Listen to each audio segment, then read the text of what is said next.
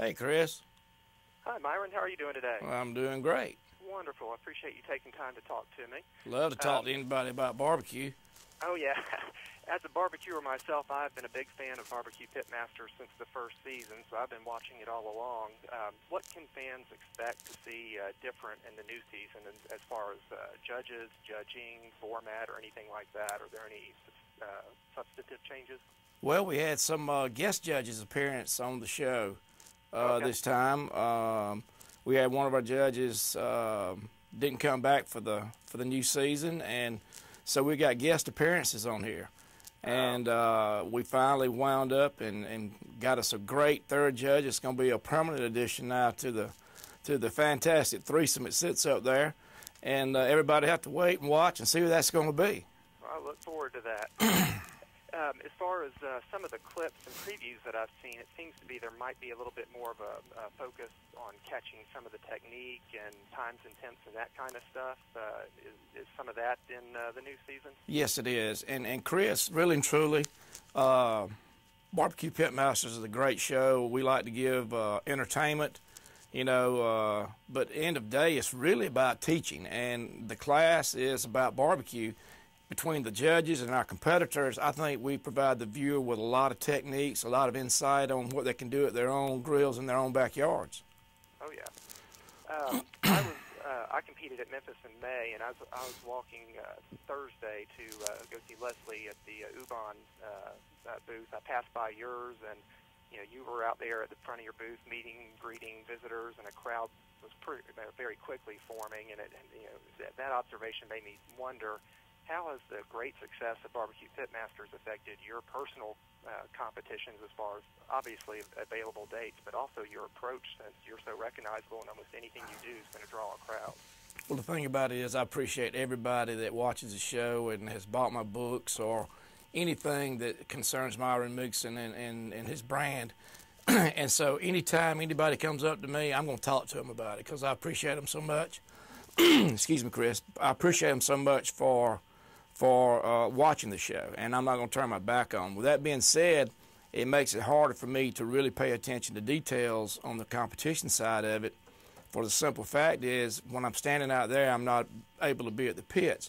But I have a great team. My team, Jack's Old South, which I have my son, Michael, leading it for me right now. He's doing a great job, and I have to depend on him more and more, along with the team, to get everything done. We started filming the first weekend in March, and we've been going straight through until like the second weekend of June, filming all the episodes of these new Pitmasters. And when we wasn't filming, I'm doing either cooking schools or we were at the World Championship. So all my weekends have been tied up most of the time with everything but competition. I haven't been able to compete since the World Championship, and before that I hadn't competed since February. And I'm looking forward. I love to do the show. I love being with all the guys on the show. And but I'm looking forward to June getting here where I can get out and get back on the road myself. I bet you are. You have both on BBQ Pitmasters both been a competitor and a judge. Which do you prefer and why? I mean, I love to compete. I'm not going to tell you I don't. I love to compete. But with that being said, there was a time in my life when I first started judging on BBQ Pitmasters. I ain't gonna say I did it begrudgingly, but I wanted to compete. But as I've done it more, it's nice to be able to sit up there and watch the other competitors doing what they do, to eating good food and judging good food. But it's also fun knowing I ain't got to drag a trailer all over the country like some of them are having to do to go to these contests. And on that Sunday morning or Monday morning when we get back on the plane to go home before we film the next weekend, I think and sit back in my seat on the plane, I say, it's nice I ain't got to drive 1,600 miles back home and then load up and go again the next weekend. Yeah, I bet you don't miss the loadout. No, I don't. As far as the competition throughout the seasons, do you see a pretty even representation of teams from different sanctioning bodies like KCBS and MBN, and do you think that any one of those particular groups seem to do better on BBQ Pitmasters? You have got a good representation from all these sanctioning bodies. KCBS, as you mentioned, Kansas City Barbecue Society, and the Memphis and May Barbecue Network. Even the Florida Barbecue Association is represented very well in there. The Georgia Barbecue Association is represented very well. You got some from the New England Barbecue Society. You got some from the Pacific Northwest. It's been represented very well in there, as some of the Texas organizations. It's about tit for tat. I mean, you have great cooks in all these genres. And the concept we're doing this season is we're doing a semifinal round into a finale. And we're working on the semifinals right now. So the people that are competing in these semifinal rounds have already won their preliminaries. And in these semis, you're represented all across the board with all those organizations we just mentioned. Right. Okay. I know you can't give any secrets up, but are there any controversies in the new season? Any controversies on the new season? Not really. I mean, you got some smack talking going on down there between the competitors. Yeah. You know, I get asked the question all the time. They see me now judging, and they say, "Myron, you're not that mean guy that we saw in season 1." I said, "Yeah, but I ain't competing." You know, when you're competing, you're a little more on the edge. You're a little more combative, and I'm no different. I mean, because you got to keep your senses up and your emotions are up. It's not like me sitting up there judging eating the food. I ain't got any play in the game. I just got to pick out who's the best. And we don't know whose meat it is, so it doesn't, I have no play. But when you're down there in the trenches and you're fighting and scratching and you want to win, and it don't take long for somebody to, chap you, and you done said something maybe you might regret 2 weeks from now. You may never regret it, but you say some things maybe you wish you hadn't. Right. Your new book came out this month, Everyday Barbecue. How is it different from your last book as far as recipes and target audience, that kind of thing? Chris, the new book, Everyday Barbecue, is more targeted to the backyard. Well, not necessarily the backyard cook. It's just the barbecue enthusiast. Easier recipes, quicker recipes.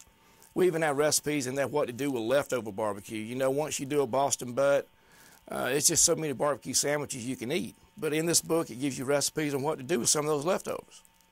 Yeah, that was actually, I just now ordered it, and the two sections I was most interested in are the My Drunken Recipes section and the leftover section, because, you've always got leftover. I want to do those Tinga-style pork tacos. That sounds fabulous. Yes. And I've got a good bunch of smoked chicken left over in my freezer. What do you suggest I try first for smoked chicken? Well, see, that's what I'm talking about. You got the smoked chicken in the freezer. I mean, there's a lot of different things you can do with that. We opened up a new restaurant here in New York. We're already doing it down at a restaurant, Pride and Joy in Miami. You can take any of your barbecues, whether it's your chicken, whether it's your leftover pulled pork, leftover brisket. You can do the fried barbecue, where you actually do a meal in a flour batter and you deep fry it. Just like when you go to the fair, you see all those fried Twinkies and everything else. You can do the same thing with barbecue. Okay, one last quick question, then I'll close out. A lot of people, when they saw your muffin pan technique, ran with that thinking, all I got to do is throw chicken in a muffin pan and I got Myron's chicken, and obviously that's wrong. I'm sure you've seen that. What is the worst misapplication you've seen of somebody trying to use that technique? Well, the first thing is they go in and they, without getting the book or reading the recipe, because I sell those muffin pans, and with the muffin pan comes the recipe, but you see a lot of them trying to emulate it, go out and get their own and do whatever. First thing they do, they don't put the holes in the chicken. I mean, in the pan, in the cups. You got to have holes punched in it because that lets juice get in around it. Next thing is they don't understand you got to cook it in a pan with broth around it. You don't cover it, but the muffin pan goes over into a pan and sits over in broth. And the skin goes down first into the muffin, into the cup. The reason for that puts the skin down in that juice and that broth, and the top part stays up in the smoke. So when the heat hits it, it starts boiling that broth, and it softens that skin up to make bite-through skin. Right. You see what I'm saying? Oh, yeah. But a lot of times people, they get part of the recipe, which is go buy the muffin pan, then they don't know what to do with it. Right, and that's what I've seen. So. Okay, well, thank you so much. What's next for you in your immediate future? Where can people find the book, your products, and that sort of thing? Well, the book is going to be at all your familiar bookstores. Matter of fact, we can sell them online at my website, jacksosouth.com. And if they buy the book from me, they get it signed. I sign every book that comes out of my shipping.